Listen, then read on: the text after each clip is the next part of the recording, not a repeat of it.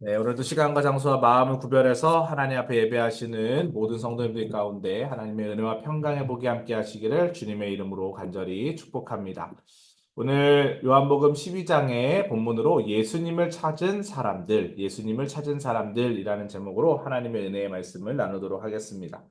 오늘 본문은 예수님이 예루살렘으로 입성하셔서 또 입성하신 그 이후에 이제 요한복음은 1장부터 12장까지는 표적에 대한 이야기가 또 13장부터 21장 마지막까지는 예수님의 마지막 공생의 일주일에 대한 이야기가 기록이 되어 있습니다. 그래서 오늘 12장은 예수님께서 이제 입성하셔서 자신의 죽음, 왜 내가 죽게 되는지, 죽음과 그 의미를 설명하는 이야기를 다루고 있습니다. 구체적으로 오늘 본문에서는 예수를 찾은 사람들에 대한 이야기가 기록되어 있는데요. 어떤 사람들이 예수를 찾았는지 한번 살펴보도록 하겠습니다. 명절을 지키러 온 큰 무리가 예수님을 찾았고요. 두 번째로 헬라인 몇 사람이 예수님을 찾았고, 세 번째로 예수님을 찾은 사람들이 하늘의 소리를 들었다. 이런 주제를 가지고 하나님의 말씀을 좀 살펴보도록 하겠습니다. 자, 먼저 명절을 지키러 온 큰 무리가 예수님을 찾았다. 그 이튿날에는 명절에 온 큰 무리가 예수께서 예루살렘 오신다는 것을 듣고 이렇게 되어 있어요. 스가랴 선지자의 예언대로 예수님이 어린 나귀를 타고 예루살렘에 오신다는 소식을 들은 큰 무리가 예수님을 맞으러 나왔습니다. 자, 예수님이 지금 예루살렘에 입성하시는 장면입니다. 많은 무리가 모였죠. 그러면서 이제 종려나무를 가지고 외칩니다. 호산나 하고 외치는 거예요. 찬송하리로다 주의 이름을 로 오시는 이스라엘의 왕이요. 오늘 13절에 그렇게 기록되어 있습니다. 그러니까 예수님을 지금 뭘로 얘기하는 거예요? 메시아로, 이스라엘의 왕으로 지금 인정하고 환영하는 행위를 합니다. 여기 나귀를 지금 타고 오신다라고 말씀을 드렸는데, 아까 말씀드린 것처럼 이 말씀은 스가랴 선지자, 스가랴 9장 9절에 보면 나귀 타고 올 것을 예언한 말씀이 나오는데, 이것은 겸손함을 이야기하는 거죠. 그 당시에 왕들은 큰 말을 타고 왔습니다. 백마라든가 아무튼 건강한 말을 타고 이렇게 성 안으로 들어왔는데 예수님은 나귀를 타고 들어오셨단 말이에요. 그것은 겸손을 지금 상징하는 거죠. 이를 통해서 제자들이 깨달은 게 있습니다. 처음에는 제자들이 이 사건을 이해하지 못했는데 16절에 보니까 이것이 스가랴 선지자의 예언이 성취되는 장면이구나라는 것을 깨닫게 됩니다. 그러면서 이때 상황들을 오늘 성경에서 묘사를 하고 있는데 이제 명절, 유월절이기 때문에 수많은 사람들, 디아스포라들을 비롯해서 유대인들이 지금 예루살렘으로 모여 있는 이런 상황 가운데 있습니다. 그러면서 지금 예수님을 환영하고 맞이한 이유가 뭐예요? 바로 앞에 나왔던 사건이죠. 죽은 나사로를 살리신 표적에 대한 소문을 들었기 때문이다라고 이야기하고 있습니다. 그러면서 이 포인트에서 얘기하고 있는 것은 증언자에 의해서 예수님이 지금 전파되었고 예수님을 찾은 사람 중에 따르는 사람들이 생겨났다라는 거예요. 오늘 본문에서 우리에게 주는 교훈이 있습니다. 여러분, 예수님을 지금 사람들이 보았습니다. 그리고 소문을 들었습니다. 그리고 전하는 사람들이 있습니다. 지금 이 시대도 마찬가지죠. 오늘도 저희가 수요 오전 예배 드리고 전도를 했는데요. 전도를 왜 합니까? 전하기 위해 하는 겁니다. 교회를 모르는 사람들이 있을까요? 교회는 다 알아요. 예수님은요. 예수님도 다 알죠. 그런데 우리가 전하는 겁니다. 전하는 자가 없이 어찌 들으리요. 우리가 불특정 다수에게 복음을 전합니다. 노방전도를 합니다. 근데 왜 노방전도를 할까요? 어떤 누군가는 그거 길거리에서 전도하는 거 누가 듣겠냐? 근데 아닙니다. 정말 마음이 힘들고 어려운 상황 가운데 놓여 있는 어떤 분이 그 전도함을 듣고 평소에 교회에 대해서 예수님에 대해서 알고 있었다 하더라도 내가 지금 너무 힘드니까 너무 고통스러우니까 신을 좀 찾아야겠다라는 마음으로 교회에 오시는 경우들이 분명히 있습니다. 전했기 때문에 그런 일들이 가능하다라는 것이죠. 이게 너무나도 중요한 사건이다라는 거예요.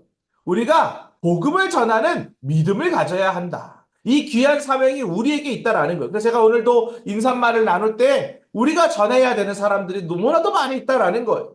그리고 여러분들이 지금 마음속에 품고 있는 인가기도 대상자들, 복음을 전해야 될 사람들, 그 사람들이 예수님을 믿고 돌아올 수 있도록. 제가 오늘 오후에 신방을 했는데요. 우리 교회에 지난 3월부터 그러니까 재작년 3월이죠. 한 1년, 한 5, 6개월 정도 다니고 계십니다. 등록을 안 하셨어요. 여기 메가트리아 사신대요. 근데 교회를 오셨는데, 교회를 다니다가, 이제 좀 등록을 해야겠다 싶어서 저를 이제 찾은 거예요. 제가 세가족을 담당하고 있으니까. 그래서 이런저런 이야기를 1시간 정도 나누면서 등록을 건면드리고 또 남편의 이야기도 듣고 근데 남편이 좀 뜨뜻미지근하다는 거예요. 그게 지금 자신의 기도 제목이라는 거예요. 그래서 제가 그랬죠. 오늘 말씀에 힘을 입어서 전하셔야 한다. 성도님 안에 있는 예수님의 사랑을 전하셔야 한다. 끊임없이 예배의 자리에 나올 수 있도록 어느 순간 예배의 자리에서 말씀 듣다가 변화될 수 있다. 그렇게 권면을 드렸어요.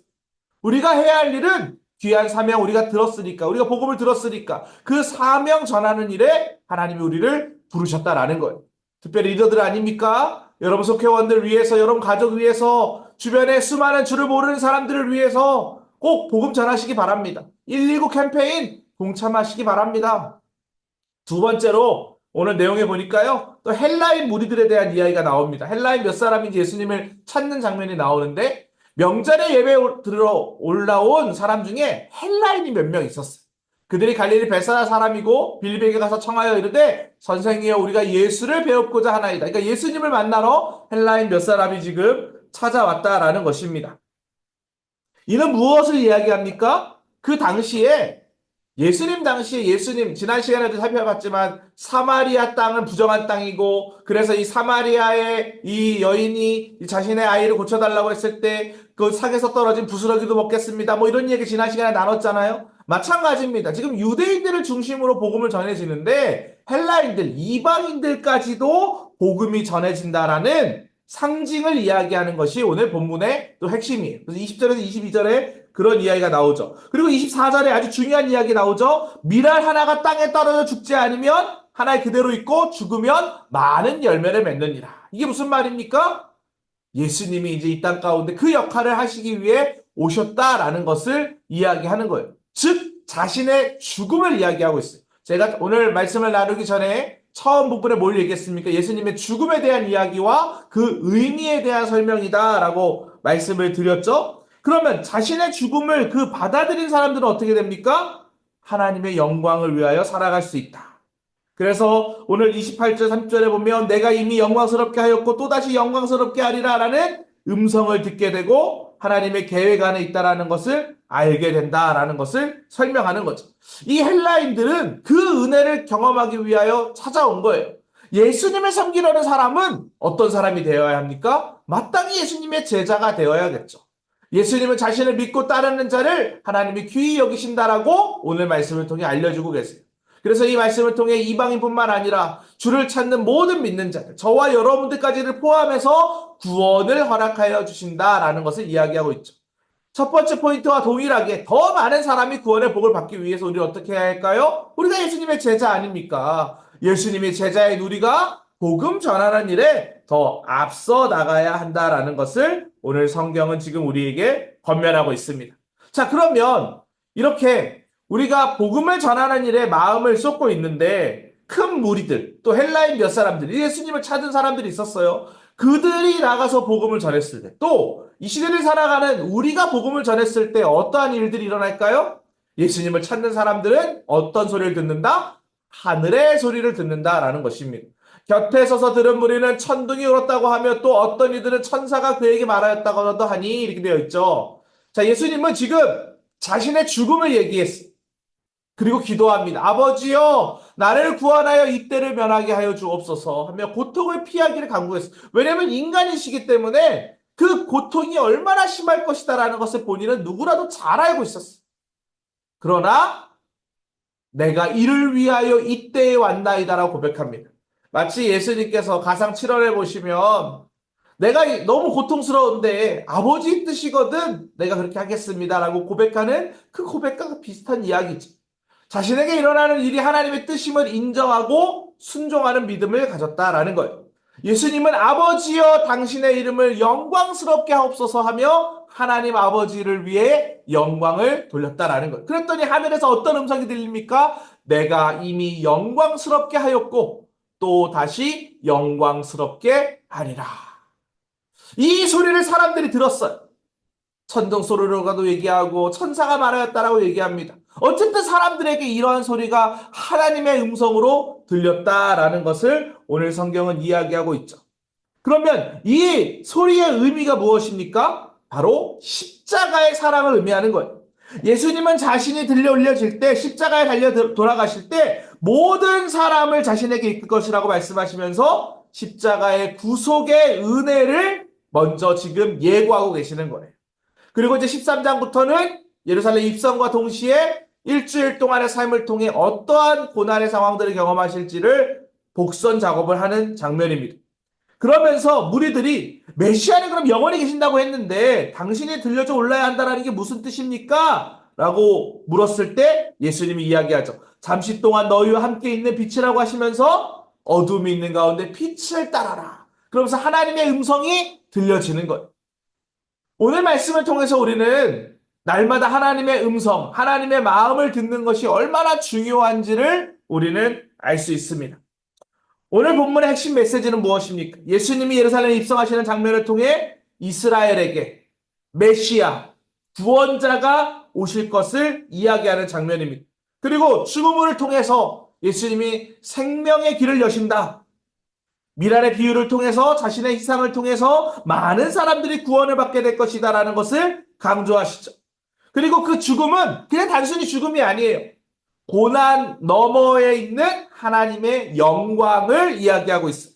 그래서 하나님의 음성을 통해 예수님의 사역이 하나님의 계획 안에 이루어진다라는 하늘의 소리를 듣게 된다라는 것이죠. 그리고 그것을 자신을 뭘로 비유한다고요? 어둠이 아닙니다. 빛입니다. 빛으로 비유하시면서 구원을 받기 위해서는 누굴 따라라? 그 빛이신 예수님을 따라야 한다라는 것을 이야기하는 것으로 오늘 본문의 이야기가 기록이 되어 있습니다. 사랑하는 성도 여러분, 오늘 본문은 예수님을 찾는 사람들에 대한 이야기입니다. 찾았으면 그 찾은 예수님을 전하라.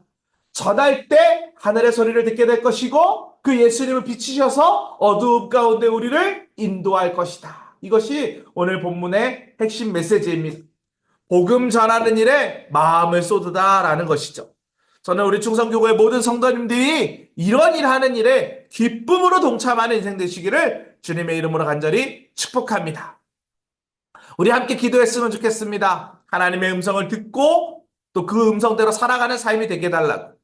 또 하나님의 나라가 확장되는 일에 쓰임받는 우리 충성교구 되게 해달라고. 또 사람 사랑 생명사랑 걷기 캠페인을 위해서도 기도해 주시기 바랍니다.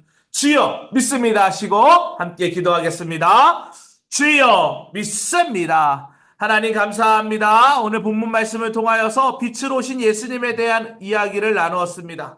주님께서 이 땅 가운데 오셨을 때 사람들은 놀랬습니다. 하나님 사람들은 예수님을 찾았습니다. 큰 무리가 헬라인이 예수님을 찾고 만났을 때 그들의 마음 가운데 부르침의 은혜가 있었습니다. 그리고 그 소식을 전하는 일에 힘썼습니다. 하늘의 음성을 듣게 되었고 고난 너머에 있는 십자가의 승리의 사건을 알게 되었습니다. 하나님, 우리도 먼저 예수 그리스도를 믿은 자들답게 구원의 복음의 비밀을 전할 수 있는 믿음의 한 사람 될 수 있도록 인도하여 주시옵소서. 성도들이 어두움 속에 머물지 않도록 인도하여 주시고 빛으로 오신 예수 그리스도를 바라볼 수 있도록 역사하여 주시옵소서. 그렇게 인도 보호하실 것을 믿습니다. 함께하여 주시옵소서.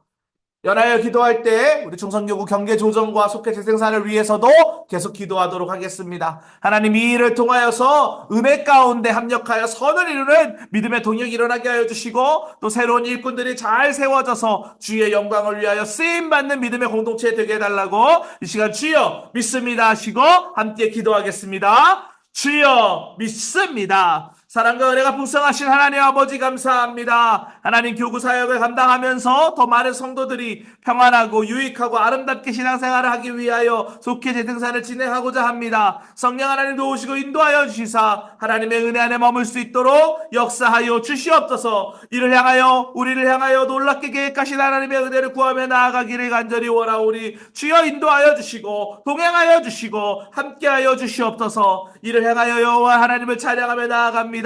모든 성도들 마음을 합하게 하여 주시고 하나님 자원하는 심령으로 봉사하게 하여 주시고 주의 나라가 확장되는 일에 쓰임받는 인생 될 수 있도록 도우시고 인도하여 주시옵소서. 사람이 마음으로 자기의 길을 계획해도 그 걸음을 인도하시는 분은 우리 하나님이신 줄 믿습니다. 경계조정과 속회 재생산이 잘 이루어져서 모든 406세대의 모든 세대수들 성도들 자녀들, 자녀들까지 신앙생활 하는데 기쁨과 감사가 넘쳐날 수 있도록 인도하여 주시옵소서. 하나님, 사람이 할 수 없는 이름을 고백합니다. 하나님 도우시고 개입하시고 간섭하여 주시사 하나님 홀로 영광 받아 주시옵소서. 일하신 하나님을 찬양하오며 예수 그리스도의 이름으로 기도합니다. 아멘. 감사합니다. 이와 같은 은혜가 함께 하시기를 주님의 이름으로 간절히 축복합니다.